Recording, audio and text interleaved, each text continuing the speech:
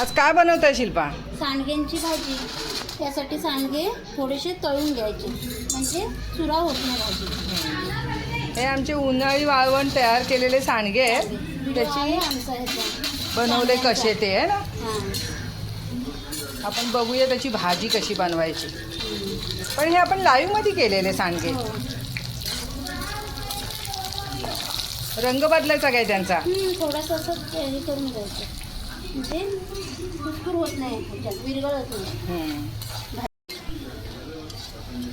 भाजून झाले चांगले शेकून, आता ते काढून घ्यायचे. मस्त त्यांचा रंग बदलून घ्यायचा बदलून कुरकुरीत. जरा चव बदलते ना भाजीची. आणि विरघळत पण नाही. विरगळत पण नाही ते. आज आम्ही सांडग्यांची भाजी बनवतोय ना, त्या सांडग्याच्या भाजीच्या फोडणीसाठी लसूण चेचून घ्यायचे.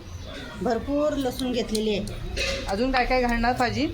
कढीपत्ता घेतलाय, कांदा, टोमॅटो, एकदम साधी सरळ भाजी. आणि हे सांडगे आहेत ना त्याच्यातले थोडेसे चुरा करून त्याच्यात टाकायचे भाजी, म्हणजे भाजी मिळण्यास येते.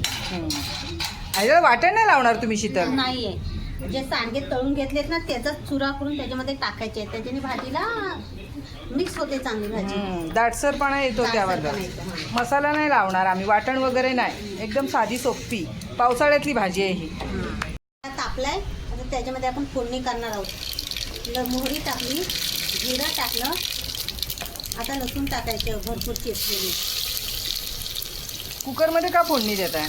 सांडगे ना शिजायला उशीर लागतो ना म्हणून. आणि कढीपत्ता,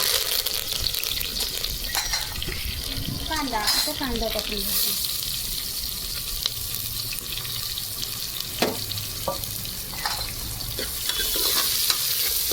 डायरेक्ट कुकरमध्येच घालणार म्हणजे पटकन शिजेल आहे ना.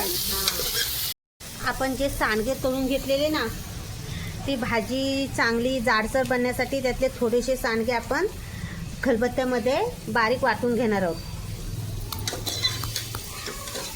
दाटसर येतोय ना रस्सा.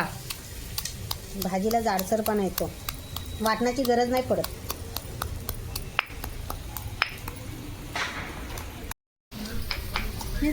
कांदा चांगला परतून झालाय, आता त्याच्यात टोमॅटो टाकू आपण मसाला नाही घातलाय ना, त्यामुळे कांदा टोमॅटो आणि कांदा चांगला लालसर झालाय. आता त्याच्यात मसाले टाकू आपण. काय मसाले? बेडगीचा मसाला, तिखटवाला मसाला, कांदा लसूण मसाला आणि हळद. तुम्ही मिक्स करून घ्या. सगळे घरातले साधे साधे मसाले. जे सांडगे आपण तळून घेतले ना ते पण टाकून घ्यायचे.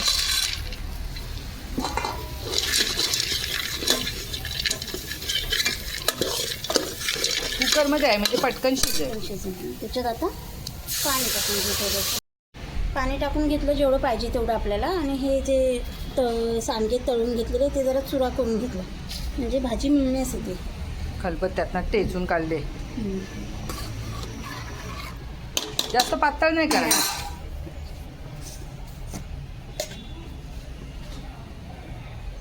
मीठ टाकून घ्यायचं थोडंसं आत्ताच, म्हणजे नंतर काय टाकायला नको. हो. आणि आता झाकण लावून घ्यायचं. किती शिट्या करणार? 5 शिट्ट्या करू, कारण का कुकर पातळ आहे त्याच्यात लगेच शिट्ट्या होतात. ओके. शीतल तांदळाच्या भाकरी बनवते. तांदळाच्या पिठाच्या आहेत ना शीतल? हो, रेशनचे तांदूळ धुतले त्याच्या भाकरी आहेत. धुवून वाळवतो आम्ही, त्याच्यामुळे मस्त भाकरी बनते आहे ना. किती भाकऱ्या बनवणार? माणसाला एक. आता बघू प्रत्येकाला किती एक. जमतायत. पाणी दे ना ते जरासं.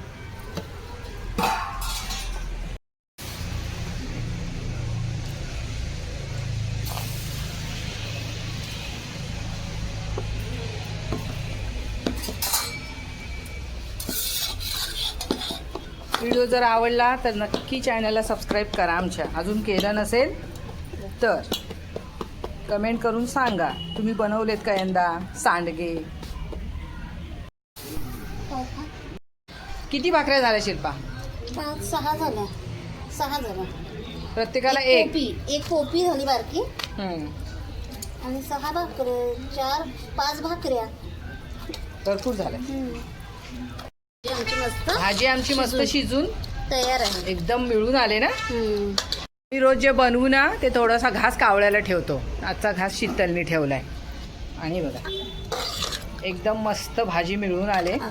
तिला रंग पण एकदम भारी आलाय.